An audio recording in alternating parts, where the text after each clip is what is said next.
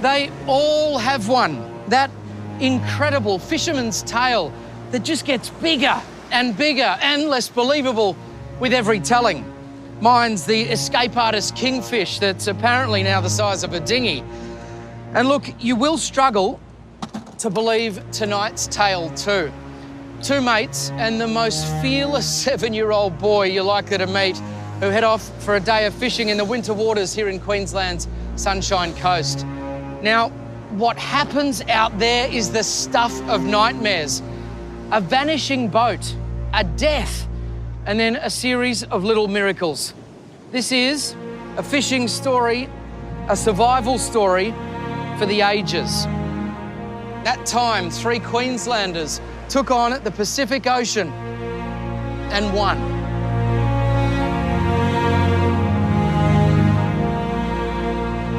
Do it now. Do it now. Action. That is very good. You could have a career in this. Action. 7-year-old Julian Hohnen is very much the one that got away. Not long before recording this interview, he was declared dead, unresponsive for almost 4 minutes. He was dead. He had no heart rate, no pulse rate. He wasn't breathing. Technically, this kid's dead. But with the help of his dad, Micah, and their fishing buddy, Stephen Jaycock, little Julian survived more than 6 hours in the open ocean after their 5-metre tinny capsized and sunk. Just 2 old white buckets keeping the 3 afloat. Julian's father can't forget the sensation of his boy going limp in his arms. I know if he goes, I'm going with him. If he stops breathing, I just let go of the bucket and I don't want to live myself. Because I wouldn't want to live without my son. There's no doubt in your mind. No. If he goes, I'm going. He's just my one and only. He's the reason why I live, the reason why I breathe, the reason why I do anything in life. He fulfills me. Just one smile of him and I know everything is all right. That's the smile his dad is talking about. But what really makes Julian happy is this. I got something. You didn't celebrate enough.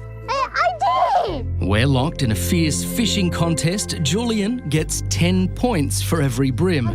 He's already hooked one.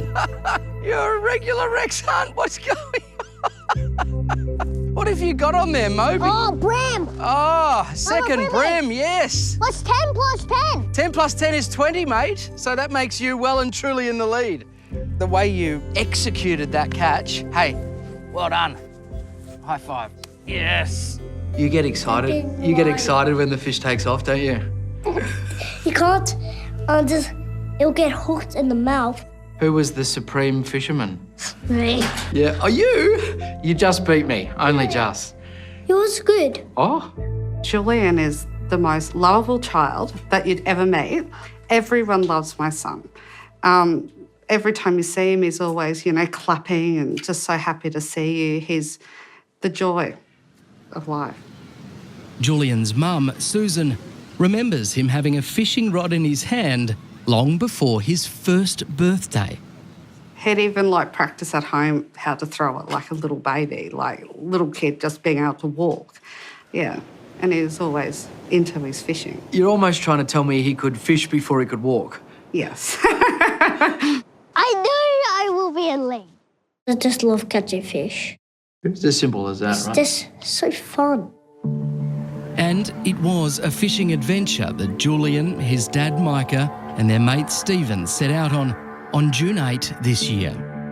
CCTV from the Mooloolaba Coast Guard shows them loading their tinny and heading out to sea. We arrived at Mooloolaba roughly at 2:30 in the afternoon and put the boat in the water. And I let the Coast Guard know that we're departing, where we're going. They cast their lines 14 kilometres off the Caloundra coast and the fishing was good. Catch anything? Yeah, Mikey got some pretty big slaty brims. Julian got a big parrotfish. How do you fight a parrotfish? What's it like bringing it in? It really wants to run away. Does it? Yep. Do you have to fold your arms when you talk about that? No. No. They'd planned to sleep overnight on the boat, just as they'd done at this exact spot only 2 weeks earlier. I set the anchor, had a quick feed and laid down next to my son. What should have happened is you sleep through the night, wake up and start fishing. Of course, it didn't happen that way.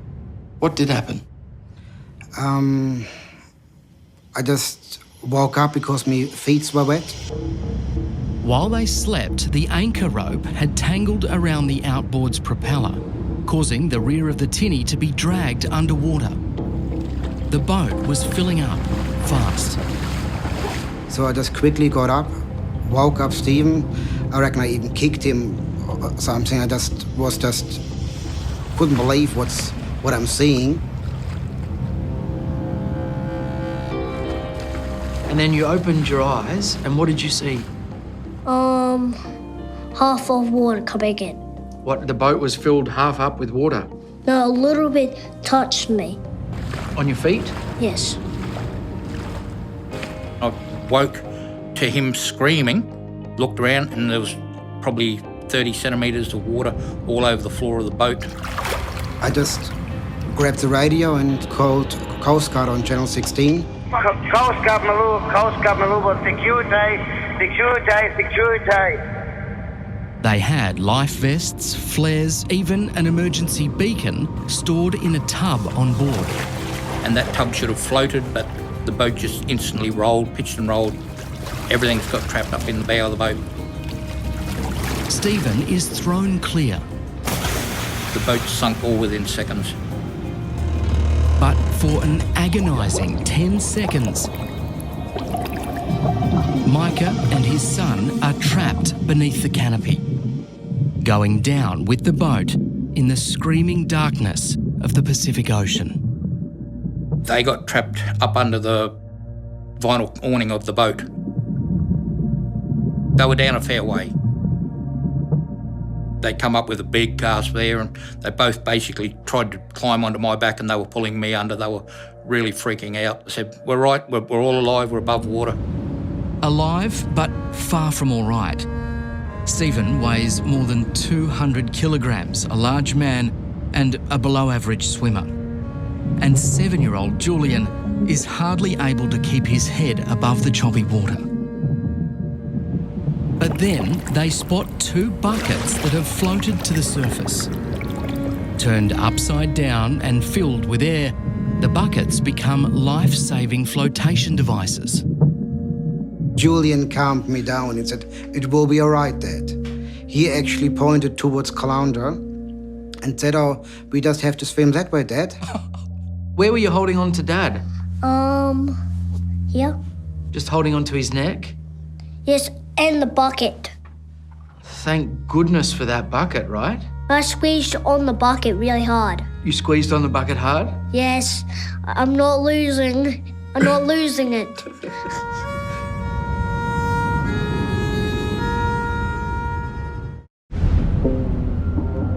For 3 Queenslanders, a routine fishing trip has turned into a desperate fight for survival 14 kilometres out to sea. 2 old 15-litre buckets filled with air are helping to keep them afloat. We were just clinging to that 15-litre bucket, which I picked up from a job site for free. I just thought it will come handy one day. And handy they were. One is wedged between Julian Hohnen and his dad, Micah. Stephen Jaycock is holding on to the other. Micah grabbed his phone before the tinny sank. Stephen now uses it to call 000. And you managed to get through? Yes, first go it went through. I'm quite amazing with the ups and downs of the swell that it actually held a phone call. Enough to tell them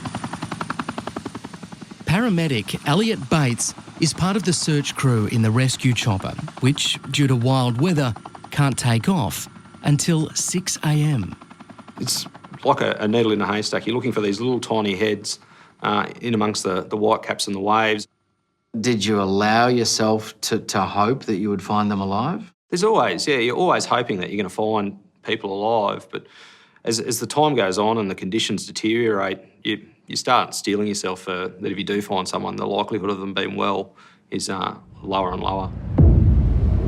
And with good reason. Julian has now been near lifeless for hours.